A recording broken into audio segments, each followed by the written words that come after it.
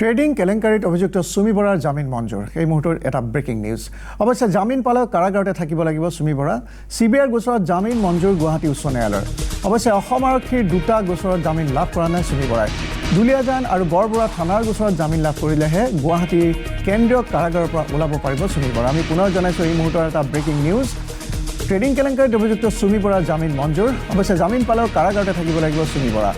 সিবিআইৰ গোচৰত জামিন মঞ্জুৰ গুৱাহাটী উচ্চ ন্যায়ালয়ৰ অৱশ্যে অসম আৰক্ষীৰ দুটা গোচৰত জামিন লাভ কৰা নাই সুমি বৰাই দুলিয়াজান আৰু বৰবৰা থানাৰ গোচৰত জামিন লাভ কৰিলেহে গুৱাহাটী কেন্দ্ৰীয় কাৰাগাৰৰ পৰা ওলাব পাৰিব সুমি বৰাই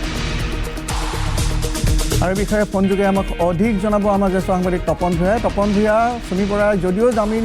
লাভ কৰিছে তথাপিও কাৰাগাৰতে থাকিব লাগিব সবিশেষ আপোনাৰ পৰা জানিব বিচাৰিছোঁ নিশ্চয় মন্দিৰ আচলতে সুমি বৰা আৰু বিশাল ফুকনৰ যি ট্ৰেডিং কেলেংকাৰী সমগ্ৰ অসমতে আচলতে এক প্ৰকাৰে জোকাৰণি সৃষ্টি কৰিছিল কাৰণ কোটি কোটি টকা তেওঁলোকে ট্ৰেডিং কেলেংকাৰীৰ জৰিয়তে তেওঁলোকে এক প্ৰকাৰ প্ৰবঞ্চনা কৰিছিল আৰু তাৰ পাছতে যি গোচৰ ৰুজু হৈছিলে গোচৰসমূহত আচলতে সুমি বৰা বিশাল ফুকনকে আৰম্ভ কৰি তেওঁলোকৰ গোটেই যিটো গেং আছিল গোটেই সকলোকে গ্ৰেপ্তাৰ কৰিছিল কিন্তু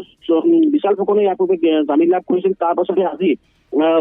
পুনৰ গুৱাহাটী উচ্চ ন্যায়ালয়ে সিবিআইৰ যিটো গোচৰ ৰুজু হৈ আছিল সিবিআইৰ যিটো গোচৰ আছিল সুমি বৰাৰ বিৰুদ্ধে সেই গোচৰত ইতিমধ্যে গুৱাহাটী উচ্চ ন্যায়ালয়ে সুমি বৰাক জামিন কৰিছে এই কৰ্তব্য কথাটো হৈছে যে জামিন লাভ কৰিছে সিবিআই গোচৰটো জামিন লাভ কৰিছে যদিও কিন্তু গুৱাহাটীৰ যি কেন্দ্ৰীয় কাৰাগাৰ বৰ্তমান সুমি বৰা আছে তাতে তেওঁ থাকিব লাগিব কাৰণ আৰু এটা গোচৰ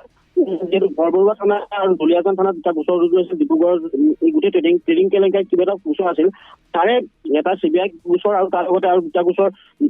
বৰবৰুৱা থানা দুলিয়াজান থানাত আছিল আৰু সেই গোচৰকেইটা এতিয়াও সুমি বৰা যিহেতু জামিন লাভ কৰা নাই গতিকে এক প্ৰকাৰ সিবিআই জামিন লাভ কৰিছে যদিও কিন্তু